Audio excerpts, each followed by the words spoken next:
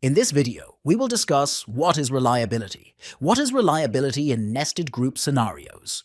Why do we fail to evaluate it in these cases? And finally, we will discuss how to solve it. Before we start, let's first understand what reliability is. Look at target A. Notice how the shots are scattered all over the place. This represents poor validity and poor reliability. The results are neither accurate nor consistent. Now look at target B. The shots are grouped together, but are off-center. This illustrates good reliability, but poor validity. The results are consistent, but they don't hit the mark. Finally, we focus on target C. All the shots hit the center. This shows both good validity and good reliability. The results are accurate and consistent. To summarize this part, reliability is the extent to which an experiment, test, or measuring procedure yields the same results on repeated trials. In this video, we will focus on measuring reliability in nested group scenarios.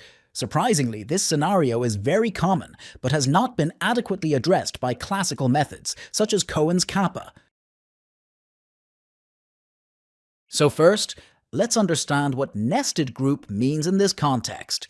By using a common example, imagine two parents who are asked to fill out a questionnaire or assessment about their child. Each parent completes the assessment separately and without consulting the other. For simplicity in this discussion, let's consider the answers to the assessment as either 0 or 1. When analyzing the results of these two assessments, what can we conclude about the reliability of the results? Can two identical assessments be considered reliable? Or what about two assessments where the answers seem to have almost no correlation? Likely, we cannot say much without comparing the outcomes of these parents to those of other pairs of parents who completed the same questionnaire. Classical literature tells us that we first need to determine the probability of agreement by chance, and only then compare the level of agreement among the parents to this chance probability. This is known as Kappa statistics. Let's now understand how the Kappa statistic is calculated. First, we need to determine the agreement caused by chance and the actual agreement for each item in the assessment. Let's start with the first item. To calculate both the agreement by chance and the actual agreement, we need first to aggregate the outcomes of each pair of parents into a confusion matrix. In the top left cell, we will count the number of times both parents answered 0. In the bottom right cell, we will count the number of times both parents answered 1. In the off-diagonal cells, we will count how many times parent 1 answered 0, while parent 2 answered 1, and vice versa. To calculate the agreement by chance, we will first determine the probability that parent 1's answer will be 0. To do this, we sum the total number of times parent 1 answers 0, which is the sum of the two upper cells, and divide this by the total number of answers, which is the sum of all the cells.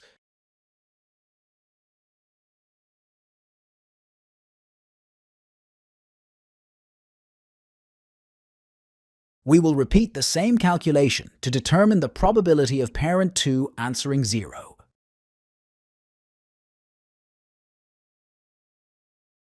Since we are calculating the agreement by chance that both parents answer 0, we assume that both probabilities are independent. Thus, the final probability will be the product of these two probabilities. Next, we will repeat the same procedure, but this time we will calculate the chance probability that both parents will answer 1.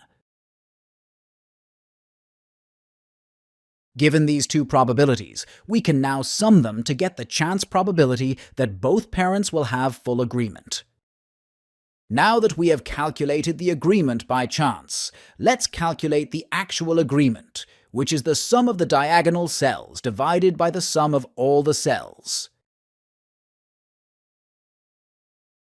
Now that we have calculated the agreement by chance, also known as the expected agreement, we can compare it to the actual agreement, also known as the observed agreement, to measure the inter-rater reliability. The formula that uses these two probabilities is as follows. Here, we compare the expected agreement by chance with the observed agreement by measuring the portion of agreement that is above random chance. There are several ways to reflect this proportion.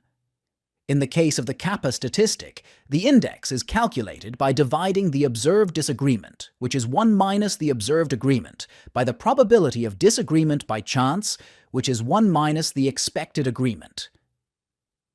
Since we want the index to indicate 0 for no reliability and 1 for maximum reliability, we subtract the outcome from 1. Finally, we have the equation for the Kappa statistic, represented by the letter K. In most books, you can see a derivation of this formula, transforming it into the following form.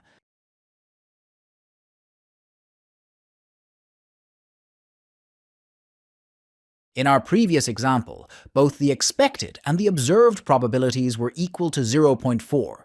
In that case, the reliability will be 0. To apply this approach to our assessment, we need to repeat the same process for each item. For item 1, we have already calculated K to be 0. Similarly, we will calculate the kappa for each subsequent item.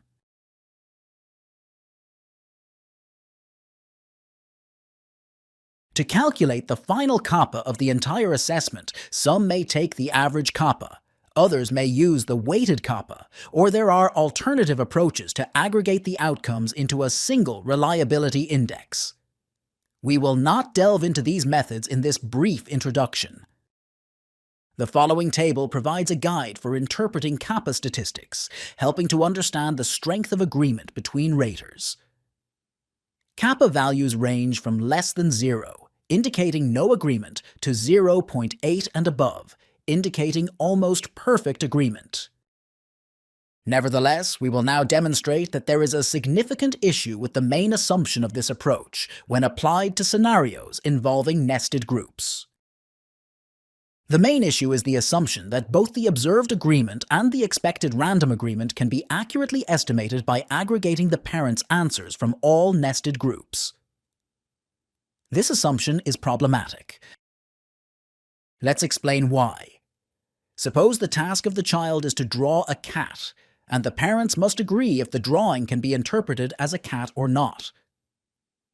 A score of 0 indicates a drawing that cannot be recognized, while a score of 1 indicates that the drawing can be interpreted as a cat.